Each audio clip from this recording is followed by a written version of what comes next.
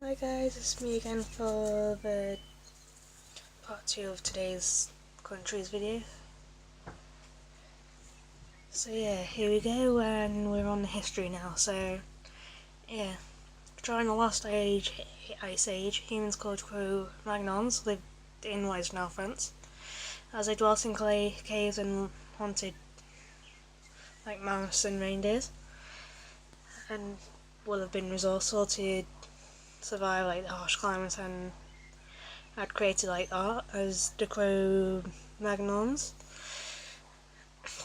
Known for their paintings they made on the walls of the caves, and like the little figurines from that ivory that they kind of scavenged off like the mammoths and all that. And at the end of the Ice Age, the hunter-gatherer lifestyle came to an end in France, and as the agricultural revolution began and came over from the Middle East and started in France in about 6000 BC, but it didn't happen overnight, and as it happened gradually, it took centuries. And for a long time, like, hunting was still an important source of food. But by about 4500 BC, the Stone Age farmers had created kind of like a sophisticated society that built like stone tombs and like erected menhirs. Sorry if I mispronounced anything, which is menhirs are standing stones. And the early farmers in France used stone tools were about 2000 BC. Bronze was introduced into France in what was the Iron Age, Bronze Age, and about 9000 BC, people called the Celts or Gauls migrated into what is now France and brought iron tools and weapons with them. And the trade flourished in Gaul, and the Gauls built communities known as hill forts, which could be considered the first French towns. And in about 600 BC, the Greeks founded Marseille, and Gaul recently came into contact with the Mediterranean world. As I mentioned, that Marseille was founded by the Greeks in part 1. But however, the Gauls weren't really unified as of 121 BC, where the Romans took control of parts of southern France, and they called it province, in Latin provincia. Today it is known as provincia. And then in 58 BC, Julius Caesar came to finish it all off and conquering the rest of Gaul, and the Gauls kind of failed to unite against him until 52 BC under a man called Vercingetorix, who led them, but it came together a little too late, and they were defeated in the Battle of Alesia and were forced to submit to the Roman rule. And after the Romans built the network of roads across Gaul to enable their army to march quickly from one area to another, and in 43 BC they made Lyon, to be the capital of Gaul, and the Emperor Augusta kind of instructed to build many more towns, and they were built, and slowly the Gauls did adopt the Roman way of life to a certain extent, as always, and Latin became like a common language. Moreover, some Gauls were made Roman citizens, which were given to the advantaged few who were privileged enough.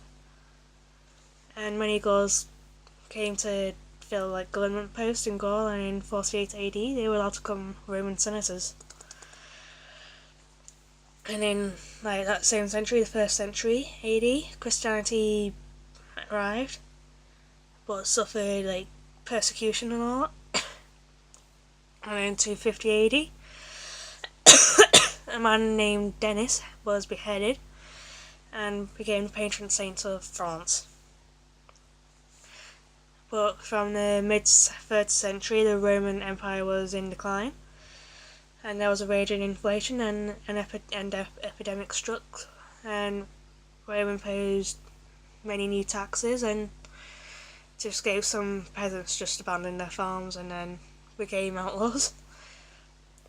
and in the 3rd century, the German peoples raided France, and the Emperor Diocletian, from 284 to 305, tried to deal with the situation by completely reforming the administration in Gaul. As a result, Roman France lasted for another century. But in December 406 AD, a group of Germanic tribes entered France and settled there, and the Romans were unable to stop them. And the first Germanic settlers accepted Roman rule. However, the Roman Empire broke down and gradually formed independent kingdoms. In about 500 AD, a people called the Franks ruled northern France, which gives a name for France. And from 481 to 511, a man named Clovis ruled. He converted to Christianity, and his people soon followed. And once they shared the same religion, there was less difference between the Franks and the native Romano-Gaelic people. And they split the two into married, and the cultures merged. And then Clovis also issued a body of laws called the Salic Laws in 507 AD. He made a little town of Paris his capital, before then, the towns in Paris kind of declined after the fall of the Roman Empire and Roman rule, but didn't disappear entirely. And Clovis subdued parts of southern France, and after his death in 511, at the age of 45, his descendants continued his work, and by the mid-6th century, the Franks ruled all of France.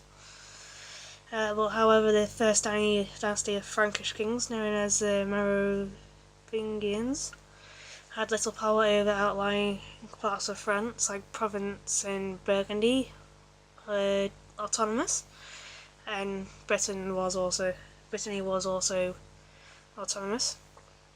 Bretons migrated from southern England to Brittany in the 5th century, and during the 7th century, the Merovingian kings had less and less power until they just became the figureheads and were known as the do-nothing kings. And increasingly, it was a powerful family called the Carolingians who ruled France, as they were a very rich family who owned vast estates and also held a hereditary post of mayor of the palace. And they overthrew the Merovingian kings in 750, and the first Carolingian king was Pepin the Short, who took the throne, and his son Charles Martel halted the Islamic advance into Europe in the Battle of Poitiers in 732. And he also defeated the Bavarians and Saxons, and his son Charlemagne carried on and created a great European empire. And he forced pagan Germans to convert to Christianity, and in 800 AD, the Pope crowned Charlemagne emperor. Thus, Charlemagne claimed to be the successor of the old Roman emperors. And Charlemagne was keen to keep the church's support, so he founded many monasteries and he gave gifts of land to the church. Furthermore, under Charlemagne, there was a revival of the art and learning called the Carolingian Renaissance, but until his death in 814, and his successor Louis the Pious announced that after his death the empire would split among his sons, and Louis died in 840. And after some fighting, the sons made a Treaty of Verdun in 843 and divided the Frankish realm into three, and the western part was ruled by Charles the Bold from 838 to 877, in time to evolve into France. But by the end of the 8th century, Arabs from North Africa raided France, and there were more raids from the Vikings in the 8th and 10th century.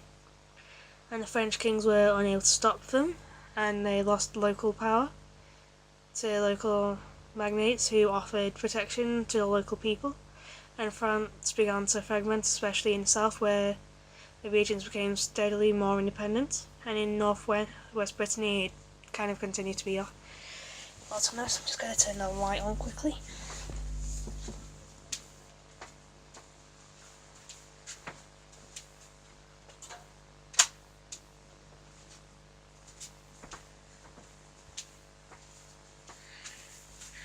There we go.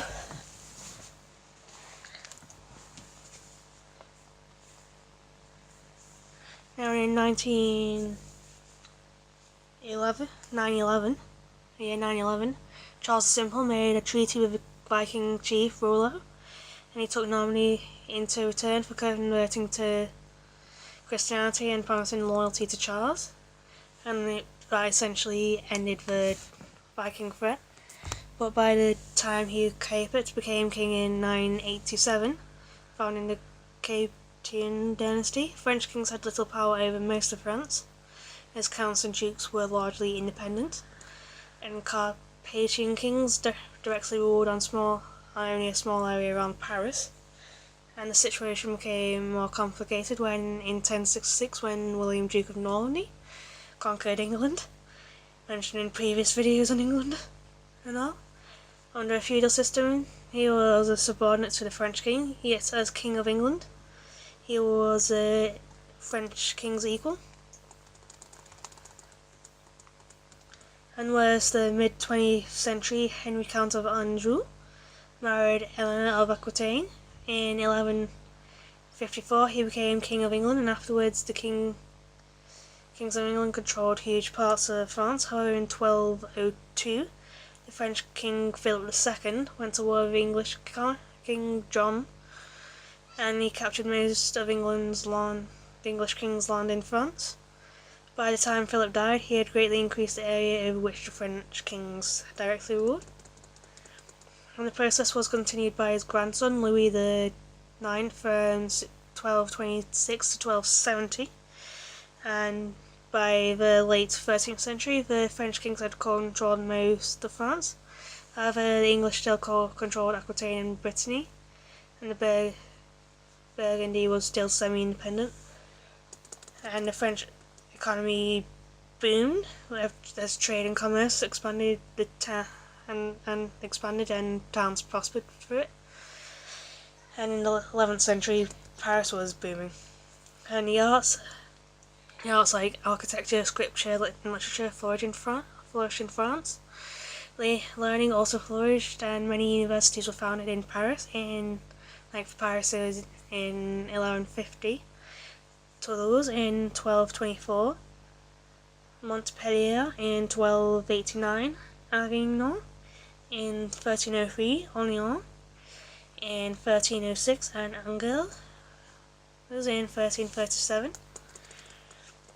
As the last Carpathian king, Charles III, died in 1312, his cousin Philip of Valois became Philip VI.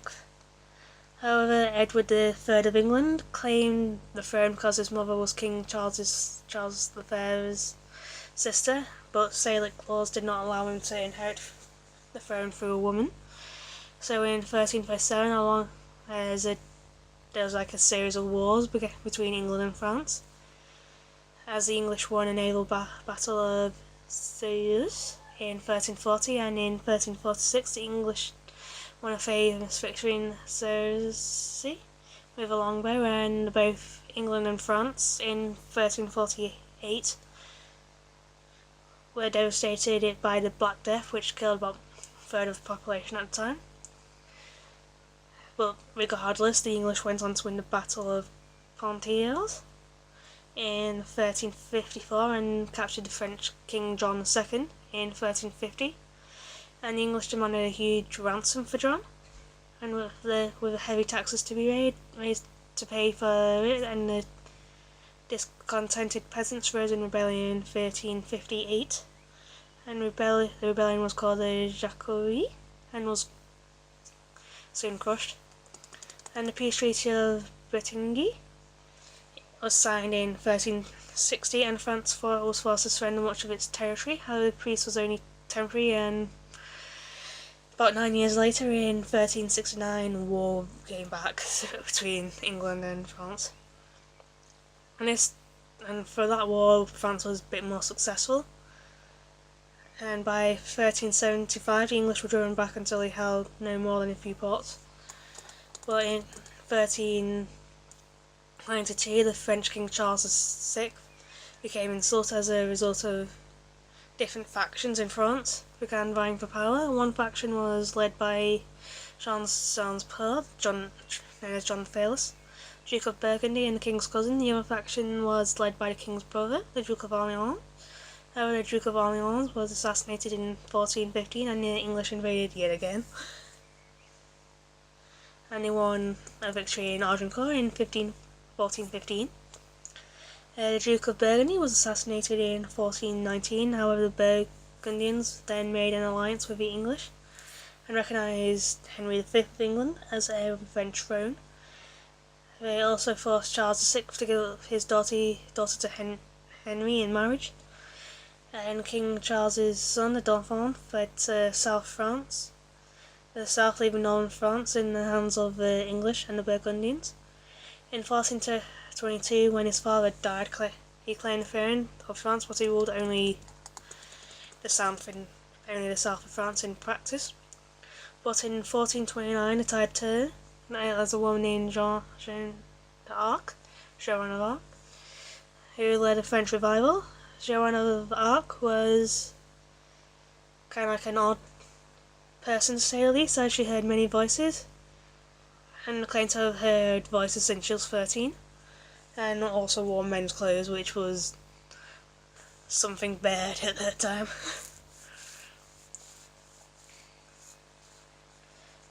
No one's really sure what caused her voices, but the doctors could probably treat her, but in the Middle Ages, like, medicine wasn't quite as advanced as it is now. Despite all this, Joan of Arc persuaded the French king to allow her to rally the troops and inspire them at the Battle of Orleans in 1429. As the English were besieging the town, they were driven back. However, the Burgundians captured the unfortunate Joan in 1430 and handed her over to the English, who burned her as a heretic in 1431. However, the French continued to fight back, and by 1453 the English had been driven out of all France except for Calais. And the defeat of the English brought the French king's control of Aquitaine, Normandy and Burgundy, and other parts of France came under the king's control. Provence was absorbed in 1482, and in 1491 Charles VIII, from 1483 to 1498, married Anne, Duchess of Brittany, and the region lost its autonomy. And by the end of the 15th century, France was a strong centralised kingdom. And during the 16th century, France became richer and the population grew rapidly. Meanwhile, in 1539, the Edict of Villers-Cotterets made the French language of illegal and official documents instead of Latin, but many people continued to speak the languages like Breton, Aquitanian, rather than French. And from the years 1494 to 1559, France became embroiled in a series of wars with Italy. They only ended with the Treaty of Catel-Cambrésis.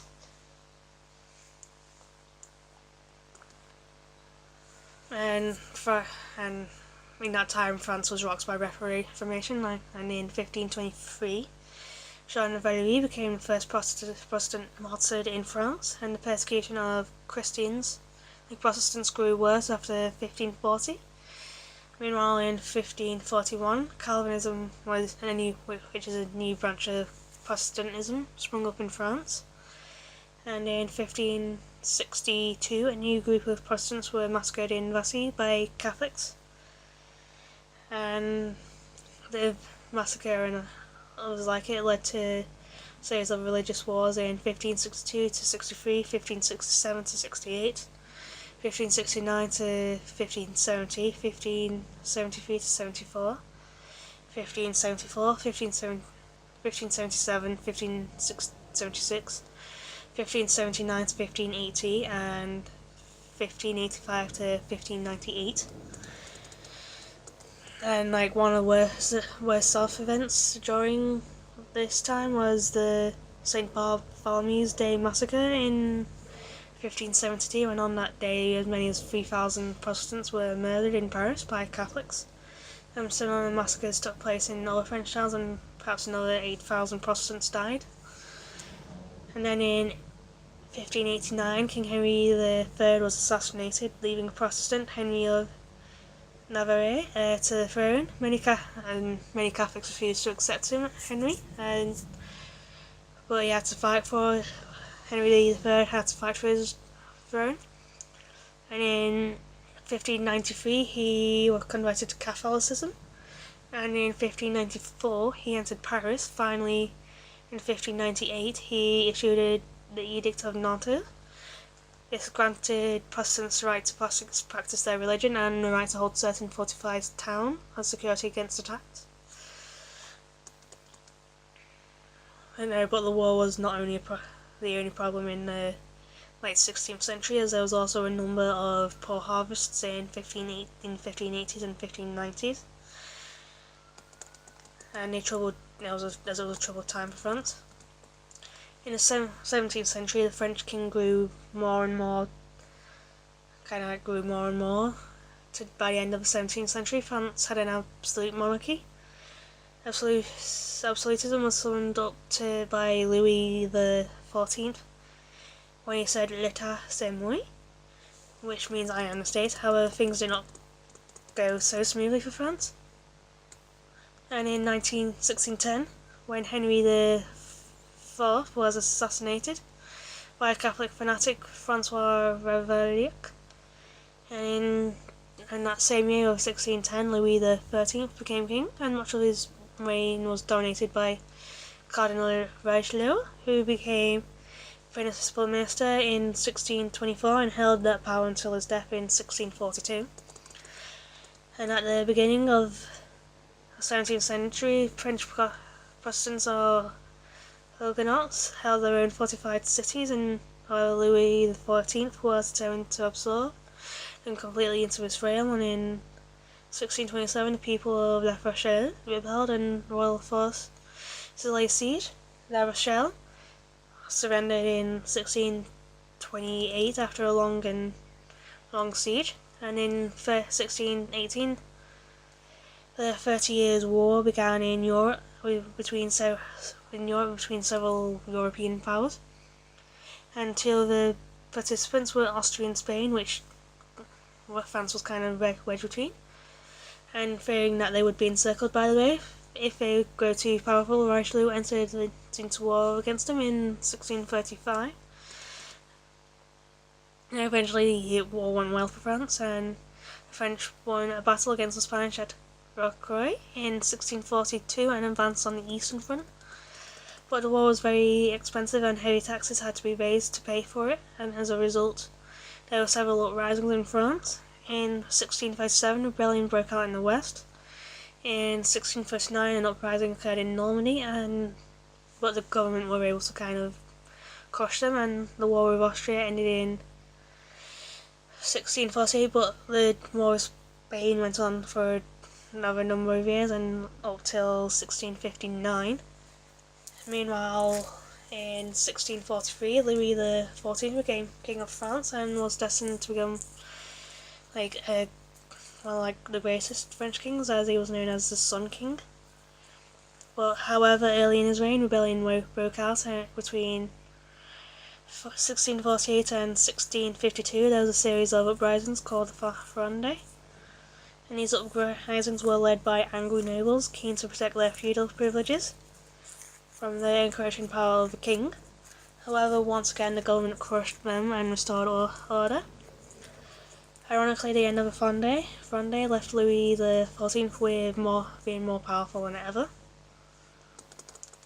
In 1661, Louis XIV decided to do as principal say and run things himself. However, he was helped until 1683 by a very able finance minister called Colbert. And during Louis's reign, art and science flourished in France, and in 1661 the Academy of Dance was founded. It was founded and was followed by the Academy of Science in 1666, and the Academy of Architecture in 1671, and Music in 1672. And in 1682 Louis moved to a new palace in Versailles. But Louis did involve France in many wars. And then there were the Wars of Devolution in 1667 and 1668, and the Duchy War, 1672 to 1678, the War of the League of Augsburg, 1689 to 1697, and the War of the Spanish Succession, from 1701 to 1713. And these wars were enormously expensive, and the taxes had to be increased to pay for them, placing a great burden on the ordinary people. And furthermore, in 1685, Louis revoked the Edict of Nantes, which granted the Protestants religious toleration, and as a result, France lost hundreds of thousands of its most skilled people as the Protestants fled abroad. And in 1693 to 1694 and 1707 to 1710, France once again suffered from famines. And Louis XIV finally died in 1715.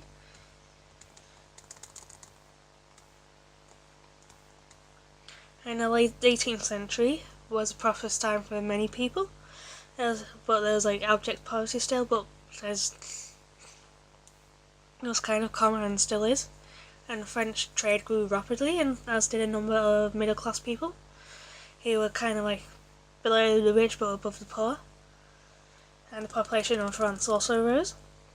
It was the age of rationalism, and rationalist thinkers such as Voltaire from 1694 to 1778 attacked the power of the Catholic Church, and also the traditional laws and forms of government. And between 1751 and 1772, Denis Diderot from 1713 1783 edited the encyclopedia, which encouraged rationalist thought.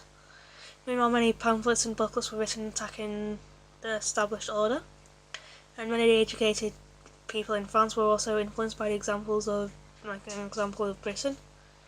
And in 1726, Voltaire visited England and wrote admiringly of it. And it's as he probably had a highly idealised view of England, but at least it was ruled by Parliament, even though a small majority of men could vote. And imprisonment without trial was illegal. There was a state church, Protestant churches were allowed church, and other Protestant churches were tolerated. And meanwhile, in 1756 to 1763, France became embroiled in the 7-Year War, and it proved to be a disaster, as France lost Canada and its position in India. And then in 1776, the British colony of North America rebelled, and the French were keen to assist the rebels and to get their revenge on the British, as France joined in the war in 1778 and played a key part in the American victory at Yorktown in 1781, where the British were forced to recognise the independence of the colonies in 1783. The revolt of the nobles, as the French, which began the French Revolution. As in theory, the king was an absolute monarch who could do as he pleased, but after 1774, it turned out he was not so powerful as it seemed, and the first resistance to the king were led by bodies called Parliaments, and as who weren't an elected body, as they were bodies of nobles who acted as royal courts. However, one of their duties was to register the king's decrees, And in the late 18th century, the nobles who made up the parliaments began to feel that their traditional feudal rights were under attack, and they resisted by refusing to register decrees. And this because the nobility were exempt from many taxes and they jealously guarded it. Whenever the parliamenters disagreed with the king, they were eventually forced to submit, but they were becoming like a face for resistance to the king. And in 1778, France declared war on Britain in support of American colonists, and the war was very expensive, and France had to borrow heavily to pay for the war, but the loans were difficult to repay. So in 1786, the finance minister, Calonne, proposed a new tax on the land with no exemptions for the rich. On the stamp tax, Calonne feared the parliaments would resist the idea, so he persuaded the king to call a council of the nobles to discuss the idea, and Calonne hoped that they would agree to it so the parliamenters would not dare to resist. However, it did not go to plan, and the Assembly of Notables was not elected. Its members were appointed by the king, and were almost all nobles. Yet when they met in 1787, the Notables declared that they had no power to accept the plan. Instead, they suggested the king to call the States General, as it was an elected body that had not met since 1614.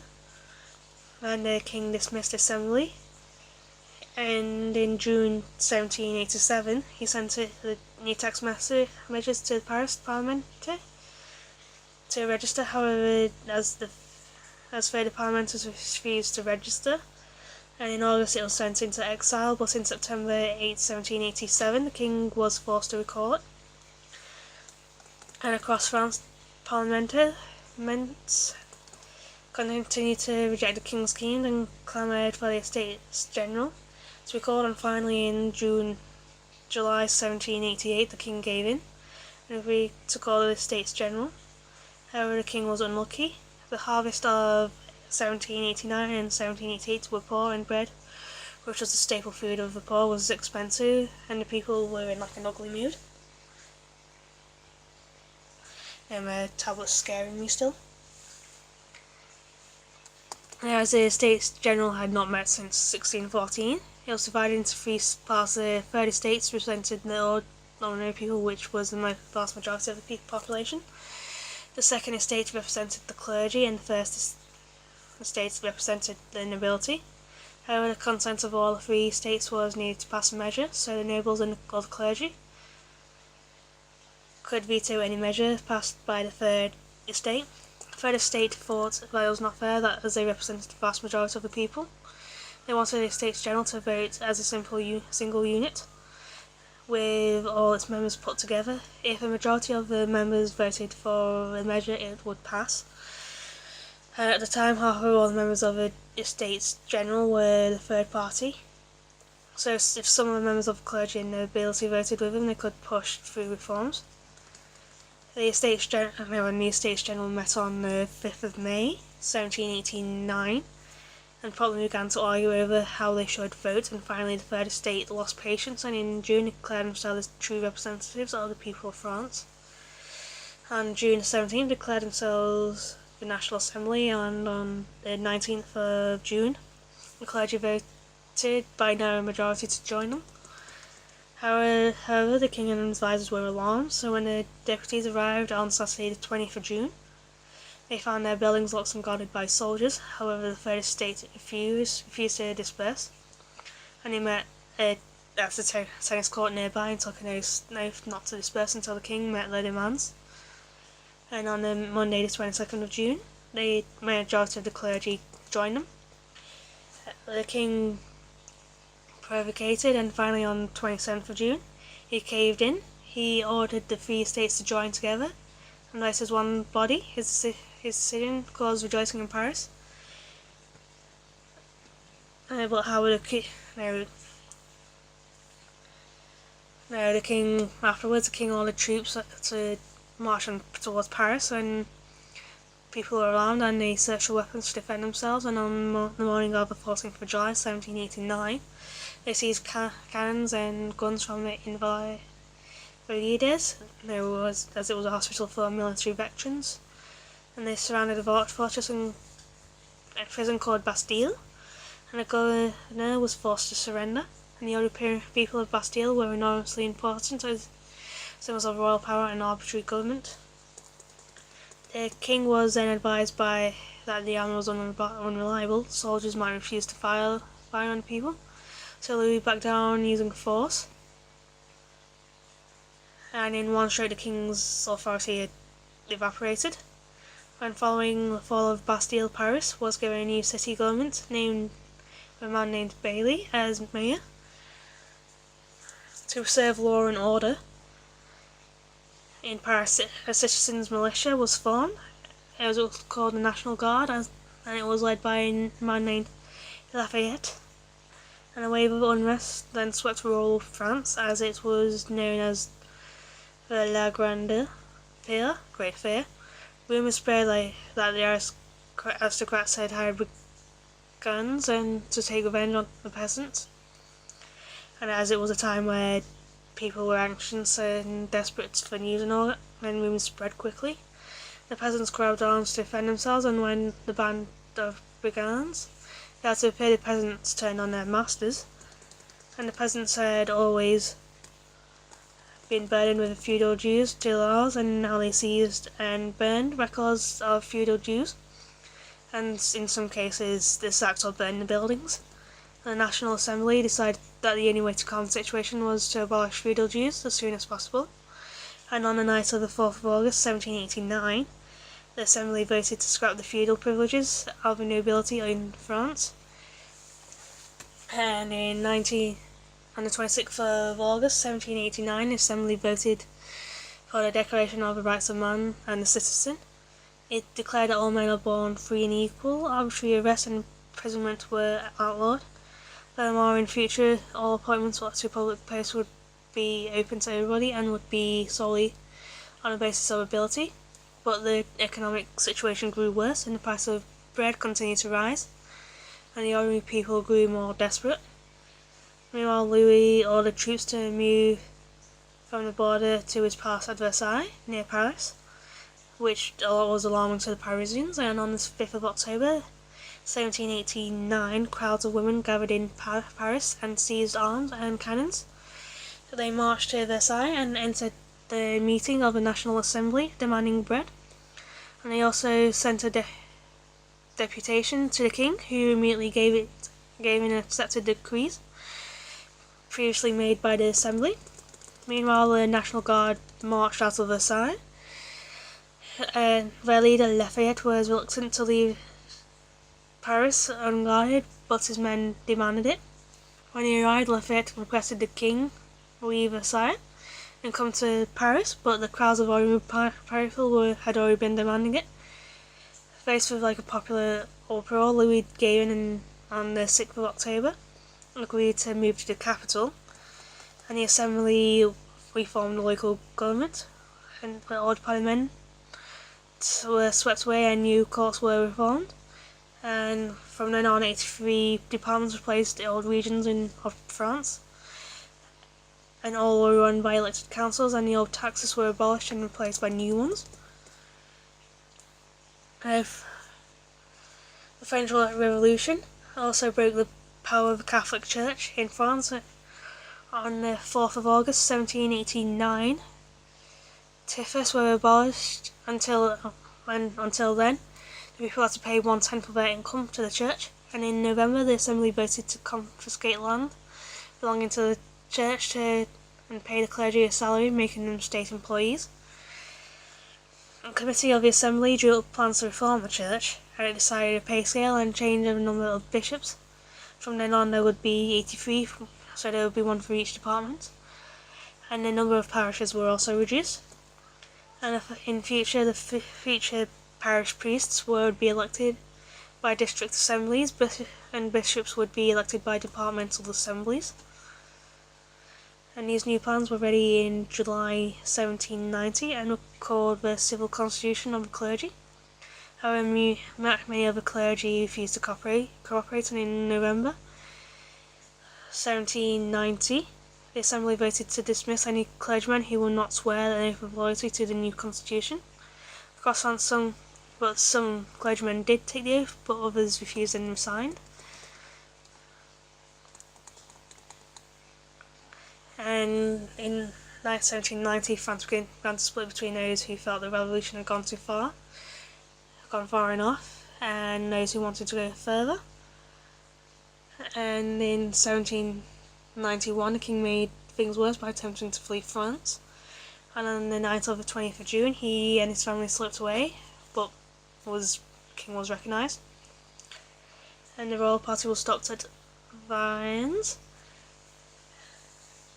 as it was now obvious that the king rejected the revolution and would turn the clock back if he could, and Louis alienated a lot of people in France. But nonetheless, in September 1791, the new constitution was ready, and the king accepted it. The king still kept some powers, including the right to appoint and dismiss ministers. Furthermore, not all men could vote, but as the poorest class were still excluded, but it was normal at the time. And in October 1791, a new assembly called the Legislative Assembly met. The new assembly had a lifetime of 2 terms. Every 2 years, elections were held for a new one. Unfortunately, the king was given power to veto the assembly's decrees, not permanently, but for the rest of a lifetime for that particular assembly, which was only a maximum of 2 years. And another French Revolution entered, and the French Revolution entered a new phase, which was seen as radical in 1792, when war began in Austria in April and with Prussia in May. However, the war went badly for France, leading to fear and recriminations. But in the summer of 1792, public opinion hardened against the king, and at the time, Paris was divided into sections with sectional assemblies. And on 9th of August, they seized power and they joined to form the Paris Commune. And they sent the National Guard to arrest the king. The king and his family took refuge and escaped harm. However, the Swiss Guard tried to stop the National Guard and were massacred. And the Legislative Assembly then declared the king was suspended. And the Constitution of 1791, which gave the king an important role, was now unworkable. The Assembly then agreed to call elections for a new government and the National Convention, which met in September 1792. But before that, on 17th of August 1792, the Commune formed a tribunal to try people accused of political crimes, and the first political prisoners were guillotined on the 21st of August. And in September 1792, a massacre of political prisoners took place. At the time, the Prussian army was advancing into France. I've lost where I was up to.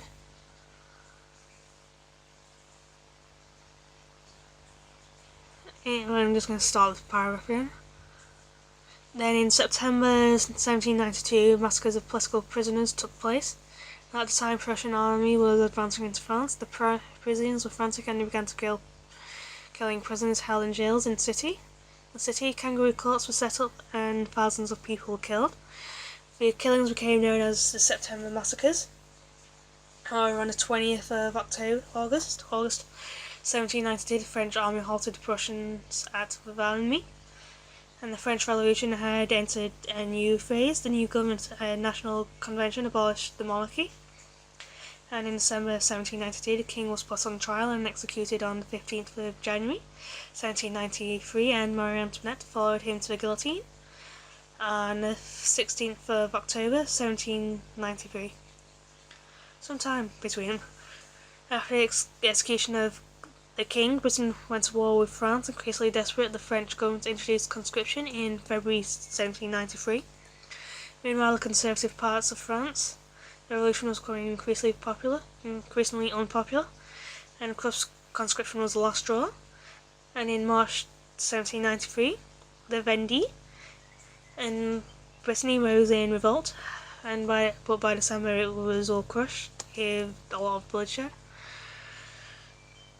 And facing internal revolt, the French government, faced with military defeat in early 1793, in April, the kind of war cabinet called the Committee for Public Safety was formed. In June, there was another popular uprising in Paris, and this time the National Convention was purged, and the moderate members called Girondians were removed by an extreme revolutionary called the Jacobins, took control, and the French Revolution now entered its most extreme phase. And in August, the British captured Toulon, and on the 23rd of August, British